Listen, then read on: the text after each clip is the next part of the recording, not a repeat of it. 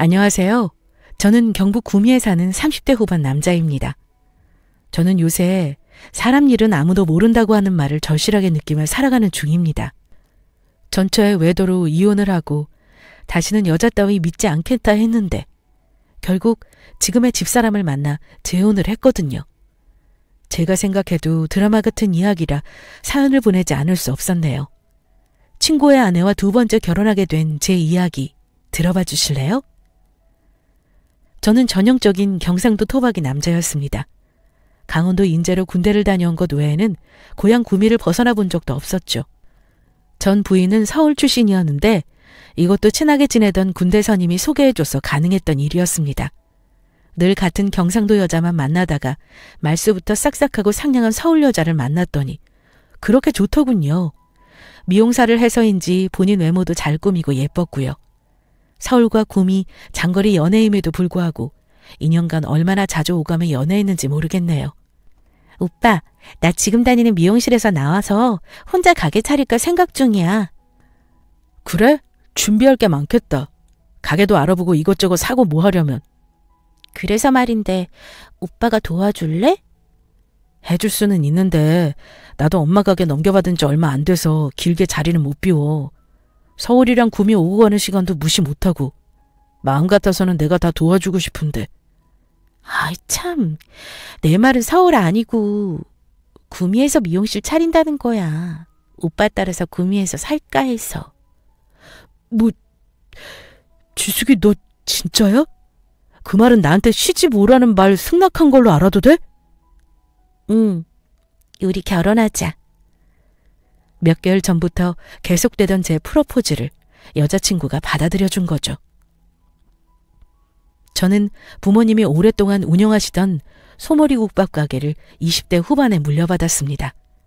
아버지가 지병으로 돌아가시고 혼자 남으신 어머니가 운영하시기에 힘에 부치기도 했고 저도 어릴 때부터 가게 일을 도왔었기에 큰 무리는 아니었어요. 저와 결혼하고 와이프는 국밥집과 신혼집에 있는 중간거리에 미용실을 개업했습니다. 1인 미용실에 동네 아주머니들 상대라 노동 강도가 상당했지만 서울에서도 꽤 큰 미용실에서 오래 일한 경험이 있던 와이프는 잘 이겨내고 동네에서 인정받았습니다. 서로 금술도 좋았고 각자 가게도 잘 운영했기에 우리 부부에게는 행복한 미래만 있을 줄 알았죠. 결혼 3년 차에도 아이가 생기지 않아서 제가 불임 클리닉이나 병원에 다니자고 설득해도 아내는 꿈쩍도 하지 않더군요. 그런데 어느 날 아내가 영양제를 먹는다고 생각했던 약이 피임약이었다는 걸 알게 되었고 아이 문제로 저와 아내는 많은 감정이 골이 생겨버렸습니다. 당신 어떻게 나하고 상의도 없이 피임약을 먹어? 내가 얼마나 아이 원하는지 알면서. 분명히 결혼하기 전에는 당신도 아이 빨리 갖고 싶다고 했잖아. 가게 개업하고 자리 잡으려는데 아이라도 생겨봐. 난 감당 안 될 것 같았고 애 낳으면 여자는 몸이 망가져. 나는 그 꼴은 못 볼 것 같아. 어떻게 그게 이유가 돼? 생각이 바뀌었어. 사람이 살다 보면 그럴 수 있잖아. 난 당분간 아이 생각 없으니까 그렇게 알고 있어. 지수가, 너 진짜 이렇게 이기적인 사람이었어? 오빠가 애 낳아? 여자인 내가 낳잖아. 내 의견이 더 중요하다고 생각 안 하니? 결혼을 하고 살아보니 아내는 자신의 입장을 번복하는 일이 많고 자기 몸 관리에 열과성을 다하는 여자였습니다. 물론 그 관리 덕분에 미인 아내 얻었다고 어깨는 으쓱했지만 결혼해서 살아가는 데는 외모가 다가 아니더라고요. 잔소리 같아서 말은 안 했지만 집안일도 제가 전적으로 하는 편이었고요. 세월이 많이 흘러서 생각해보면 누구의 잘못이라기보다 서로 가치관이 다른 사람들일 뿐이었는데 그때는 서로가 틀린 것에만 관심이 있었죠. 그 후 3년은 각자 가게 일에 매달려 살았고 속 깊은 대화는커녕 10분 이상 마주보고 이야기한 적도 없었던 것 같네요. 가끔 서로 쉬는 날 집에서 마주치면 아내는 싸우고 싶은지 매번 싫은 꼬투리를 잡아 난리도 아니었습니다. 서툰 저는 그걸 받아줄 여력도 없었고요. 그래도 이런 아내와 제게 중재 아닌 중재를 해주는 동창 녀석 하나가 있었죠. 고등학교 때부터 친하게 지낸 친구였는데 보험 영업직을 해서 눈치가 빠르고 센스가 있었습니다. 영업일로 미용실이나 제 국밥집을 자주 오갔고 저희 부부싸움이나 하소연을 들어주기도 했더랬죠. 이현우, 너는 국밥집 한다는 놈이 술도 안 마시냐? 웬 술? 나 술 못 마시는 게 한두 해야. 갑자기 자다가 동창 두드리는 소리는. 네 마누라는 너가 술 안 마시니까 답답하대. 부부 사이에 뭐가 안 풀리면 술도 한 잔씩 하면서 풀어야지. 그러니까 네가 대화가 안 통한다는 얘기나 듣고 사는 거야, 임마. 술 마셔야 대화가 통해? 웃기고 있네. 내 와이프 기준으로 술 마시려면 웬만한 장정은 안 돼. 말도 마. 어제 같이 잠깐 술 마신 거 아직도 해장 안 됐어. 성국이 너도 참 기구한 운명이다. 미용실 가서 우리 마누라랑 술 마시고 국밥집은 와서는 나랑 해장하고. 또 뭐냐? 내가 친구 잘 뒀다고 해야 하냐? 네가 친구 잘 뒀다고 해야 하냐? 아, 몰라. 서울에서 이 시골까지 내려와서 사서 고생하는 네 와이프한테 잘하라는 말이야. 왜? 이번에 미용실 손님들이 보험 좀 많이 들었나 보네? 꼭 저럴 때만 예리한 녀석. 다 필요 없고 난 영업이익에 많이 일조하는 쪽 편들기로 했어. 그렇게 알고 있으라고. 이젠 내 친구가 아니라 우리 마누라 친구라고 할 기세다. 어쩌면 지금은 네 와이프 친구에 가깝지 않을까? 영업관계도 영업의 일부라고 외치며 일을 했고 특히 저희 부부 가게 손님들에게 보험 판매 실적을 올리고 다니는 수완 좋은 친구이기도 했습니다. 성격적으로 재미나고 농담 따먹기를 좋아하는 녀석이라 제 아내와 죽이 잘 맞는 편이었고요. 술을 못하는 저를 빼고 둘이서 가끔 술도 한 잔씩 하더라고요. 친구는 저보다 결혼을 늦게 해서 이제 결혼 3년 차였습니다. 대신 속도 위반으로 결혼을 하는 바람에 벌써 아이가 있었죠. 가끔 저 아내, 친구 이렇게 셋이서 자주 밥도 먹고 만나는 일은 많았지만 정작 자기 아내는 약속이나 모임에 절대 데려오지 않았어요. 재수 씨는 잘 있어? 무슨 보물 숨겨놓냐? 식사 자리나 모임이 있으면 같이 외출도 하고 그래. 네가 3살 1살 애 둘 낳아서 키워봐. 어디 꿈쩍도 할 수 있나. 그리고 우리 집사람은 조용하고 내성적이라서 사람들하고 어울려 노는 건 젬뱅이라 안 돼. 아무한테도 안 보여주고 너만 독점하고 싶은 거 아니고? 무슨 소리야. 내가 늘 얘기하잖아. 애만 덜컥 안 가졌어도 결혼 생각도 안 했다니까. 너희 부부 정반대인데 결혼한 게 미스테리한 것처럼 우리 부부도 정반대라 결혼한 게 기적 같다. 반대가 끌리는 법이야. 그리고 너는 행여나 재수 씨 앞에서 말 실수하지 마. 자기 결혼을 임신 안 했으면 안 했다고 말하는 게 맞냐? 완전 양아치 발언인 거 알지? 말 돌리지 말고 너나 네 아내한테 잘해. 너 무뚝뚝하고 재미없다고 얼마나 하소연하는 줄 알아? 결혼 전에는 분명 묵묵하고 성실하다고 좋아했는데 이젠 그게 꼴 보기 싫다는 게 말이 돼? 우리 마누라도 보면 엄청 처세전하니 왔다리 갔다리 해. 결혼 6년 차 됐더니 이젠 그러려니 한다. 마누라가 또 친구에게 저에 대한 하소연을 한 모양이었어요. 새삼스러운 일도 아니고 자주 있었던 일이라서 그때는 그런가 보다 했습니다. 몇 달 후 오랜만에 보는 얼굴이 국밥집으로 찾아왔습니다. 친구 성국의 아내였습니다. 갓난아기를 업고 썩 좋지 않은 표정으로 늦은 밤 가게 앞을 서성거리길래 제가 먼저 들어오라고 했죠. 재수씨, 잘 지내셨어요? 이 밤에 저희 가게는 무슨 일로 오셨는지. 괜찮아요? 이렇게 식은땀을 흘리고. 이리 들어오세요. 안녕하세요. 오랜만에 뵙죠. 영업하시는데 방해가 되면 안 될 텐데. 아니에요. 이제 막 정리하려고 했습니다. 무슨 일 있습니까? 몇 번을 망설였는지 모르겠어요. 그런데 도저히 다른 방도가 생각이 안 나서요. 애기 아빠가 3일째 집을 안 들어와요. 전화도 안 받고요. 네? 성국이가요? 어디 간다는 말은 없었고요? 네. 워낙 영업일이라는 게 들쭉날쭉해서 평소에도 출퇴근이라는 개념이 없기는 했지만 이렇게 집에 며칠씩 말도 없이 안 들어오는 건 처음이라 도움 청할 데가 없어서 염치불구하고 가게를 찾아왔어요. 아, 잘 오셨어요. 제가 알아볼게요. 울지 마시고요. 별일 없을 겁니다. 워낙 수완 좋고 바쁜 녀석이라 그런 걸 거예요. 걱정 마세요. 사실은 왜 그런지 이유 알고 있어요. 말하기 부끄럽지만 남편이 바람이 난 것 같아요. 네? 바람이요? 아니, 이게 무슨... 그 전에 뭐가 있었나요? 하루 정도 외박하는 일도 잦았고 옷에 여자 향수나 화장품 묻어오는 게 늘어나더니 저번에 보니까 메시지로 여보 자기야 하면서 연락이 오더라고요. 차에도 여자 물건이 보이고. 내색은 안 했는데 어떻게 해요? 진짜 바람난 거면 어떻게 해야 할지 모르겠어요. 진정하세요. 확실한 물증은 없는 거죠? 일단 제가 좀 알아볼게요. 너무 무서워요. 남편은 한다면 하는 사람이니까 헤어지자고 하면 어쩌나 하고요. 아직 아이들도 어린데. 남편이 바람이 나서 집에 안 들어오는 것 같다며 돌쟁이에 애를 업고 두려움에 떠는 여자를 보니 남일 같지가 않았습니다. 제 아버지가 젊은 시절 그러신 적이 있어서 저희 엄마도 저를 포대기에 업고 쫓으러 다녔다 들었거든요. 뭔가 제가 도와줘야 한다는 사명감에 불타올랐습니다. 제가 친구를 알고 지낸 지 15년이 넘었는데 날티는 났어도 여자가 있는데 바람이 난 적은 없었거든요. 겹치게 만나지는 않고 차라리 짧게 만나고 환승이별을 하는 스타일에 가까웠습니다. 며칠 동안 제가 연락을 해도 안 받길래 뭔가 있나 하는 생각이 강하게 들기는 하더군요. 이렇게 연락이 안 된 적은 처음이라 주변 친구들에게 혹시나 하고 물어봤습니다. 성국이? 아까도 통화했는데? 왜? 연락이 안 돼? 며칠 동안이나 연락 안 받는다고? 나 지금 사흘째 그 자식한테 전화했는데 문자 하나 없던데? 현우, 너 성국이한테 뭐 잘못한 거 있냐? 내가?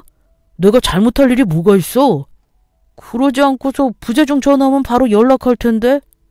뭐지? 그러게. 그리고 혹시 성국이한테 뭐 들은 거 없어? 여자 생겼다든지 뭐 이런 거. 너 어떻게 알았냐? 국밥집 말고 돗자리 깔아야 하는 거 아니야? 걔 애인 생겼잖아.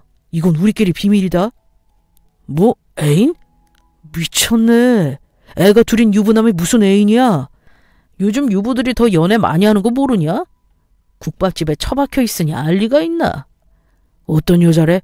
지금 집에 안 들어간 지 일주일이라는데 너는 친구가 돼서 그런 놈을 가만히 뒀어? 친구고 뭐고 나이 먹고 사생활까지 어떻게 터치하냐? 쥐가 알아서 살아야지. 몰라. 나도 애인 생겼다는 거 2달 전에 술자리에서 들었어. 내가 알기로 반동거 하나 보더라. 아무리 여자 좋아하고 노는 거 좋아한다고 해도 이 정도로 막 나가는 친구는 아니었는데 사람은 변하나 봅니다. 새로 살림까지 차린 것 같다는 얘기를 듣고 제 뒤통수가 뜨끈해지는 것 같았고요.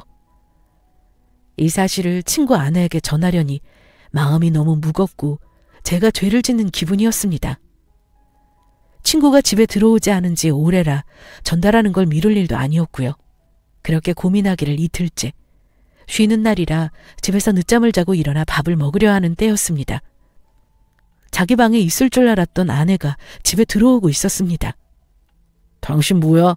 방에 있는 거 아니었어? 어디 갔다 와? 외박한 거야? 관심 있는 척하지 마.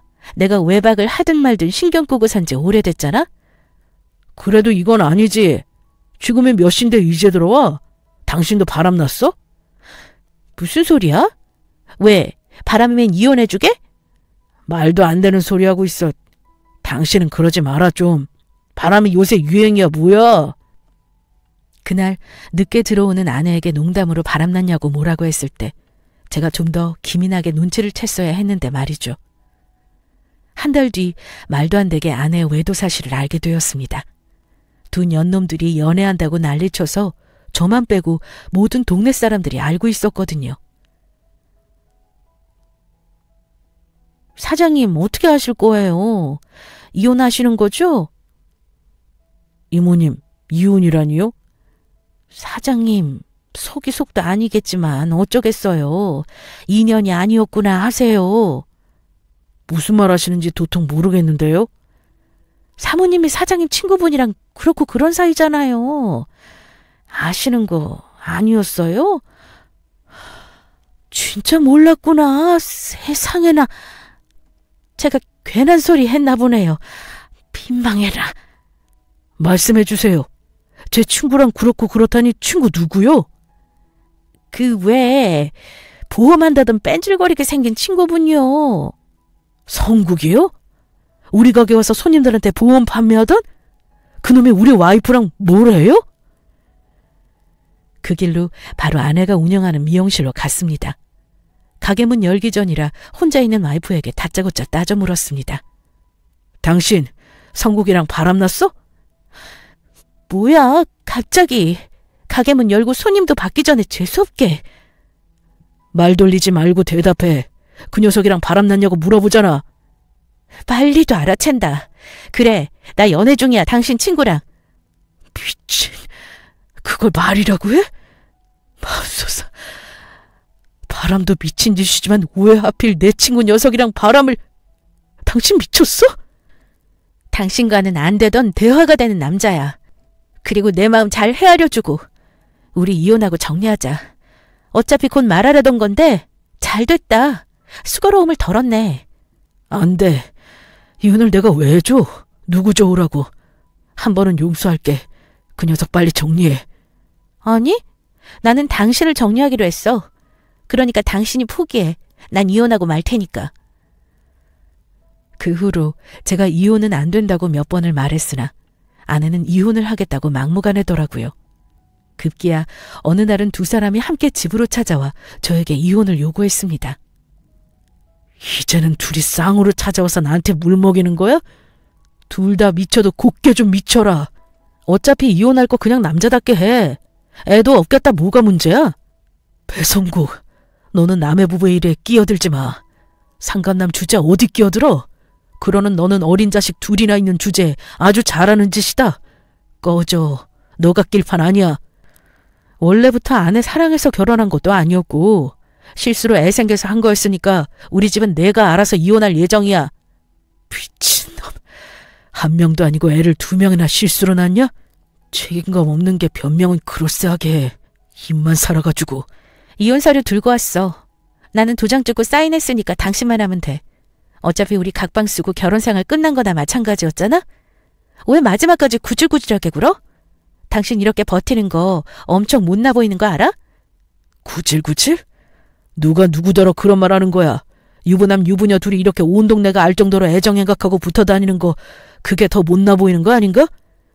세상에 어떻게 되려고 이런 바퀴벌레 같은 것들이 더 당당하게 소리치고 다니는지 모르겠다. 세상 부끄러운 줄 알아. 양심에 털난 것들아. 알았어. 바퀴벌레들끼리 잘 살 테니까 이혼해줘. 협의이혼? 좋아하시네. 너희 둘이 이런 짓 하는 것 자체가 나에 대한 도전이고 선전포고야. 믿었던 내게 이런 짓거리 했으니까 배상할 각오들은 됐겠지? 둘 모두 소송 걸 테니까 그리 알아. 네 앞에서 꺼져! 마누라는 제가 가게에서 일하는 시간에 몰래 와서 자기 짐을 다 옮겨서 나갔습니다. 제가 눈치채기 훨씬 전부터 둘이 치밀하게 준비한 모양이더군요. 이혼 소송을 결심한 데는 저를 배신한 사람들을 더 이상 보고 싶지 않은 것도 있었고 무엇보다 저를 만만하게 본 게 화가 나서 순순히 물러나고 싶지 않았던 마음이 컸습니다. 이혼 소송 전문 변호사를 찾아가서 상담을 받고 아내와 상간남에게 위자료 청구 소송 및 재산분할 청구 소송을 시작했습니다.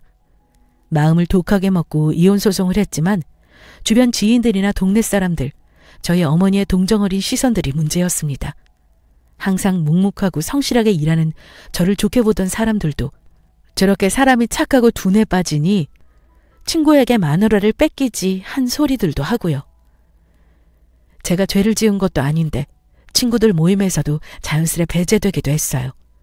상간남 친구랑 제가 겹치는 지인이 많았거든요. 감수하고 이겨내야 할 시선들이 많아질수록 스트레스가 커져만 갔습니다.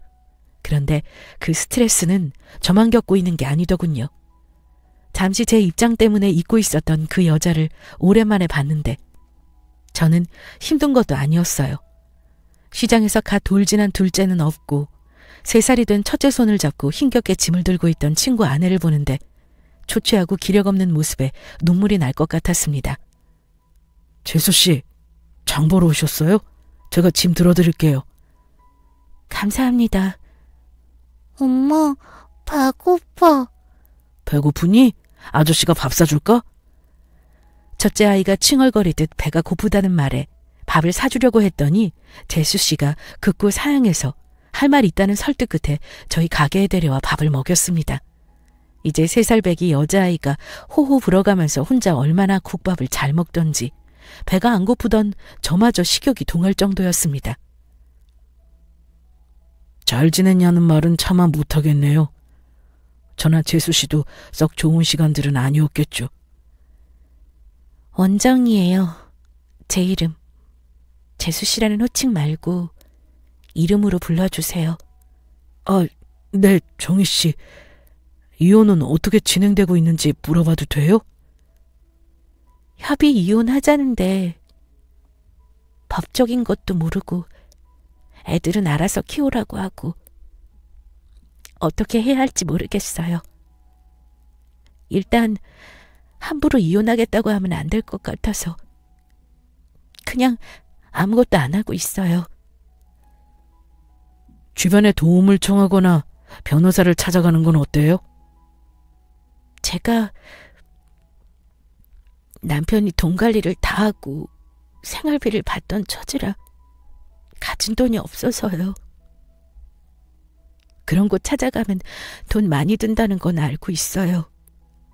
그럼 제가 아는 변호사 사무실 소개시켜 드릴까요? 정희 씨가 불편하지만 않는다면 제가 이혼 소송 맡긴 사무실 소개시켜 드릴게요. 비용도 제가 내드리고요. 네? 하지만 그걸 왜 사장님이... 동병상련이라고 해두죠. 제 아내 때문에 정희 씨가 피해본 것도 있고요.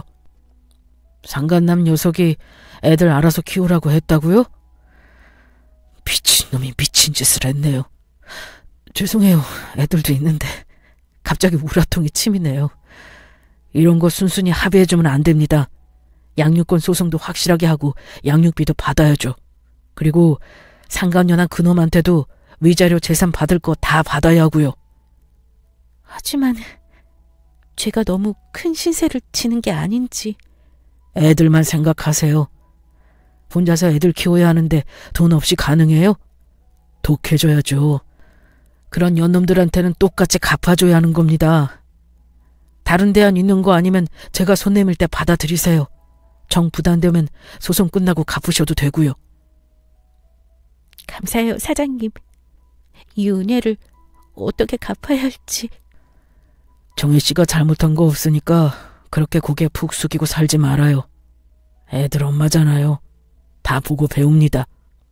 당당해지세요. 저도 남한테 괜찮다는 말할 정도로 상태가 좋지 않지만 적어도 내가 잘못한 거 아닌 거 알고 마음 다스리고 있어요. 잘 이겨냅시다.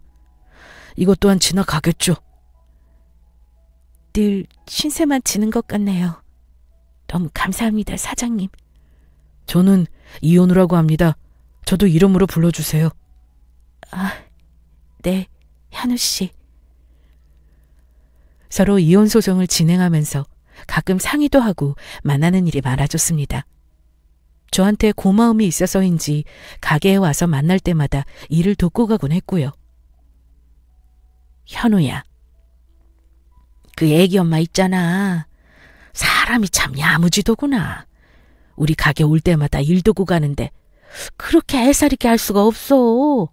애들도 그렇게 똘망하니 이쁘고 어쩌다 그런 놈을 만나가지고 앞으로 이혼하고 애들 먹여 살리려면 어린 여자 혼자 어떡하노. 아니면 우리 가게에서 일하는 건 어떨까? 그렇네요. 생각을 못했네. 우리 홀직원 어차피 뽑아야 하고 말이다. 둘째도 어린이집 맡기고 일 구한다고 하더라.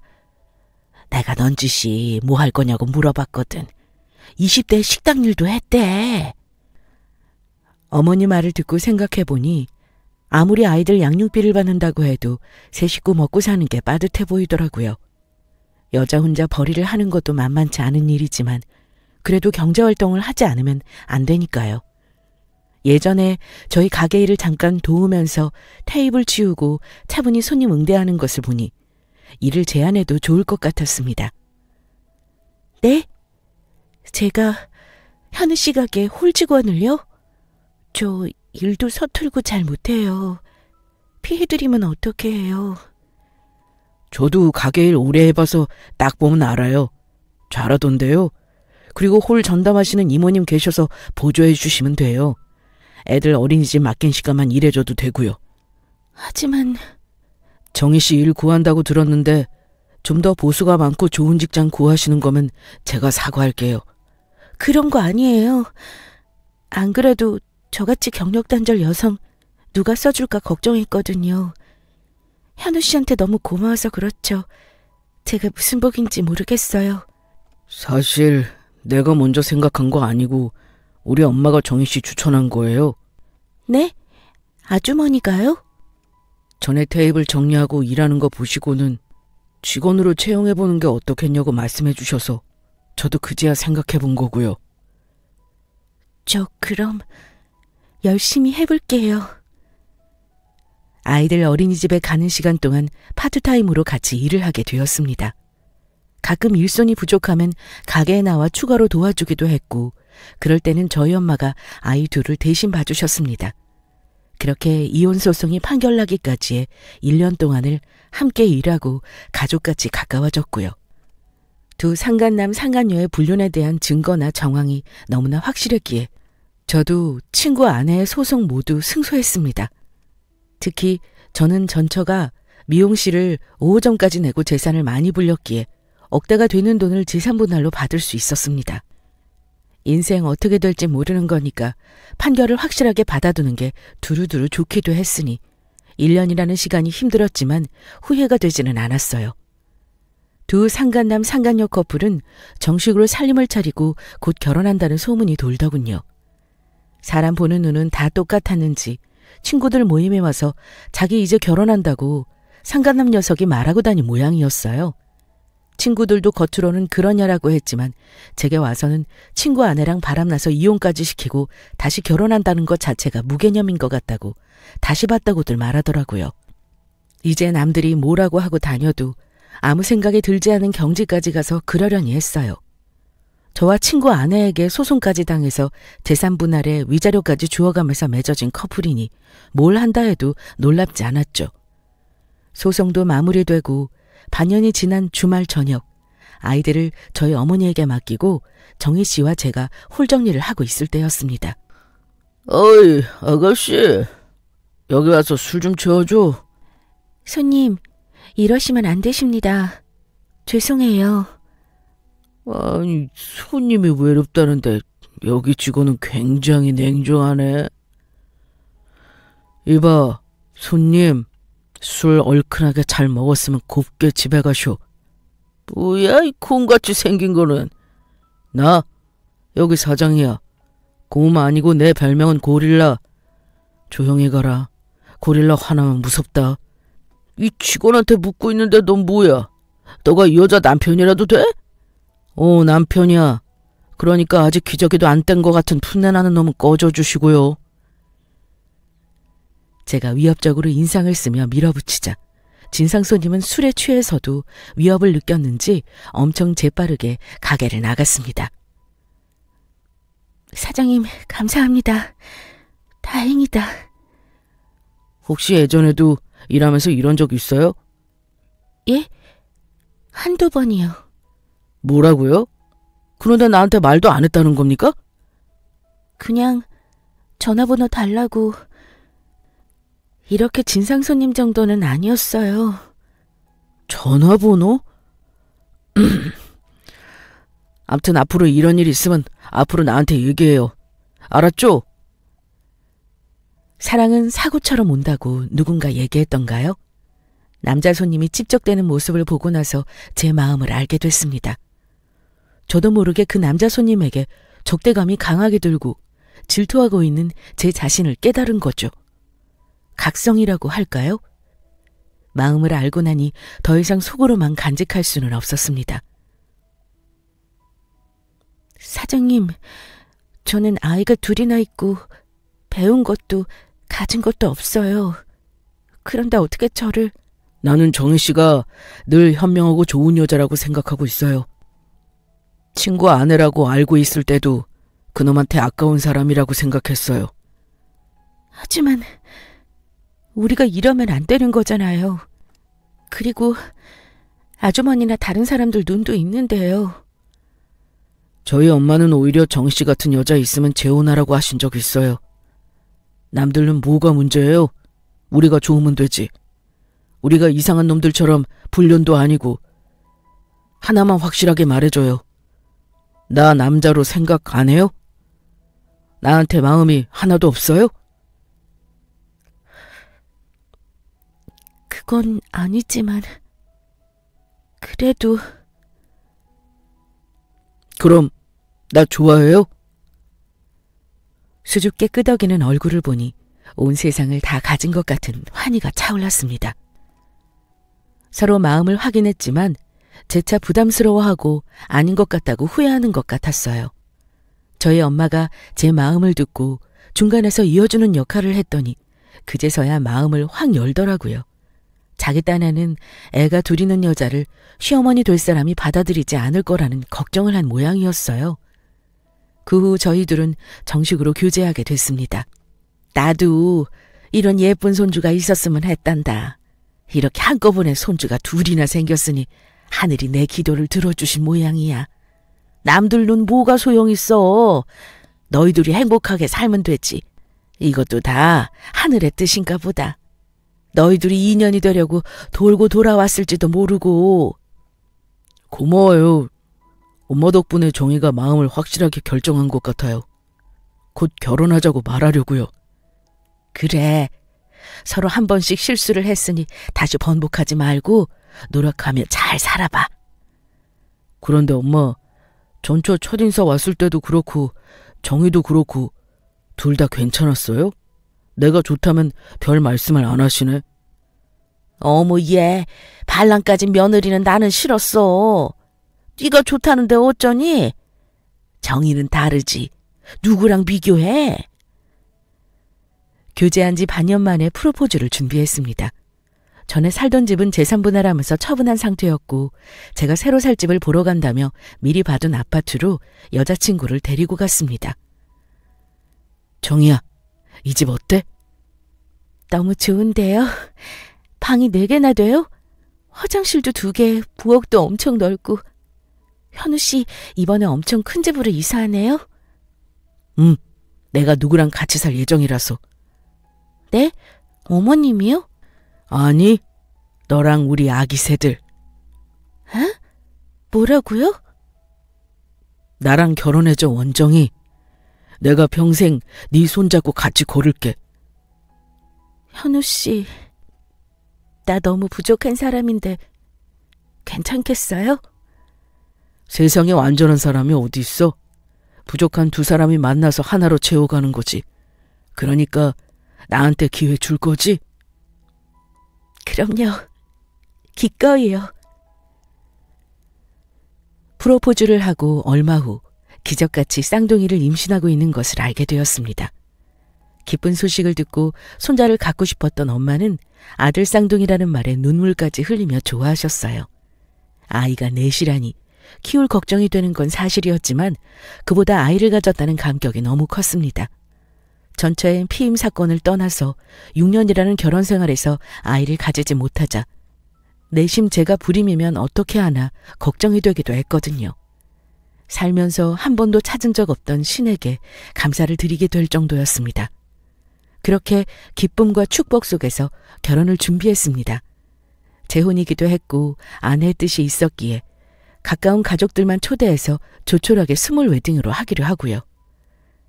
결혼 2달 전에 혼인신고를 마치고 아이들과 아내를 새 집으로 이사하게 했습니다. 그런데 결혼식을 한 달 앞둔 어느 날 가게에 상간남 친구가 찾아왔습니다. 그것도 술에 얼큰하게 취한 채로요. 뭐냐? 우리가 여기서 얼굴 맞댈 사이 아닌 것 같은데? 왜? 내가 내 돈 내고 국밥 먹으러 왔는데 안 돼? 이 가게는 손님도 가려봤나 봐? 인두껍을 쓴 동물 같은 건 안 받아. 여기는 사람 많아서 식사할 수 있어. 여기 쓰여있는 거 안 보여? 반려동물 동방 금지. 내가 동물이면 넌 뭐냐? 너 내 전처랑 재혼한다며? 너도 그 정도면 동물 아니냐? 어디서 무슨 얘기 주워들었는지 모르지만 네가 상관할 바 아니니까 꺼져. 야, 네 와이프랑 바람났다고 나를 못 같은 취급하더니 너 사실 내 와이프랑 예전부터 그렇고 그런 사이 아니었냐? 둘 다 얌전한 고양이같이 생겨갖고 부뚜막에 먼저 올라갔는지 모르지. 진짜 아냐? 왜 그게 그렇게 궁금해? 몇 년간 코빼기도 안 보이다가 그 소식 들으니 호기심에 발동했어? 내가 그렇다고 하면 어쩔 거고 아니라고 하면 어쩔 건데. 내가 뭐라 하든 네가 믿어? 술 째려서 여기 와서 진상짓 하지 말고 가라. 예정 봐서 이 정도로 보내줄게. 예전 우리 집에 갔더니 이사가고 없더라. 내 마누라랑 애들 어디로 빼돌렸어? 진짜 미쳤나 보네. 너가 네 전처한테 애들 알아서 키우라고 했잖아. 아비로서 네 역할 버린 건 너야. 정신이 오락가락해? 내 마누라고 내 애들이야. 너 같은 고릴라한테 줄 수 없어. 네가 개소리해도 늦었어. 이미 혼인신고 끝났으니까. 네 부인이랑 애들은 내가 데리고 잘 살 테니 너는 꺼져. 그 말을 끝으로 경찰에 신고하고 넘겨버렸습니다. 제가 말상대를 할 만큼 가치가 있는 인간도 아니었으니까요. 소문이라는 게 발이 달렸는지 제 결혼 소식에 친구들도 놀라기는 매한가지였나 봅니다. 충격받은 녀석들도 있고 진심으로 축하하는 친구들도 있었습니다. 성국이 너희 무슨 영화 찍냐? 어떻게 서로 와이프를 바꿔서 그렇게 만나냐? 말을 해도 꼭 그렇게 해? 축하한단 말 한마디 해주면 안 되냐? 나는 뒤에서 뒷담화 안 해. 궁금하면 앞에서 물어보지. 너 복수 같은 거는 아니지? 미쳤냐? 나를 배성국이랑 같은 선상에 놓지 마라. 하긴 너는 그놈이랑 다르지. 축하한다. 그래도 너가 선하게 살아서 잘 풀려나 보다. 그런데 성국이는 아닌가 봐. 네 전처랑 살림 차려서 동거하다가 1년도 안 돼서 쫓겨났대. 네 대단하신 전처가 젊은 새 애인이 생겼다나 뭐라나. 그래서 옷트렁크 하나 들고 그 집에서 나와서 요새 고시원 전전하며 산다더라. 네 전처 미용 사업도 썩 잘 되지 않는 모양이고. 어쩐지. 오랜만에 절친한 친구와 식사를 하다가 전처와 상관난 친구 근황을 들을 수 있었습니다. 저와 지금의 아내에게 고통을 준 사람들이기에 못 산다는 소식을 듣고 기뻐야 하는데 딱히 그런 기분은 들지 않았습니다. 그만큼 제가 지금의 삶에 만족하고 행복했기에 남의 불행에 큰 관심이 가지 않았던 거죠. 지금은 아내와 만나 결혼한 지 3주년을 앞두고 있습니다. 쌍둥이들은 3살이 되니까 남자아이들이라 그런지 엄청난 에너지를 뿜어내네요. 다행히 딸들이 6살, 4살이 되어서 자기 남동생들을 챙겨주고 있어요. 애들끼리 서로 통하고 좋아한다더니 누나들 앞에서는 순한 양이 되는 모양입니다. 아내랑 어머니는 아이들 육아에만 전념하고 있는데 그마저도 힘겨워해서 육아 부모 선생님도 고용하고 살림 봐주시는 이모님도 일을 도와주고 있습니다. 다른 부분은 몰라도 집안 살림이나 육아에는 돈을 아끼면 안 된다는 교훈을 느꼈거든요. 휴일에 거실에 모여 놀고 있는 아이들을 볼 때나 나들이를 가서 우리 가족의 모습을 보고 있노라면 불과 5년 전만 해도 제가 이런 대가족을 이룰 거라고 예상이나 했을까 싶습니다. 물론 어릴 적부터 엄마와 둘이 지내면서 외로움을 많이 탔기에 자식을 많이 가지고 싶다는 생각은 늘 하고 있었죠. 하지만 정말 소원대로 아들 둘, 딸 둘을 가진 아빠가 된다고 생각은 전혀 못했던 것 같아요. 특히 전처와의 결혼 생활에서는 더더욱 상상할 수 없었죠.